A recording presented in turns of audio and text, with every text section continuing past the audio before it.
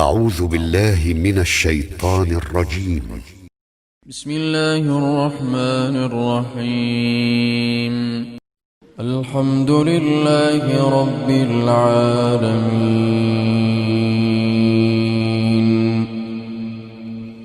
الرحمن الرحيم، مالك يوم الدين.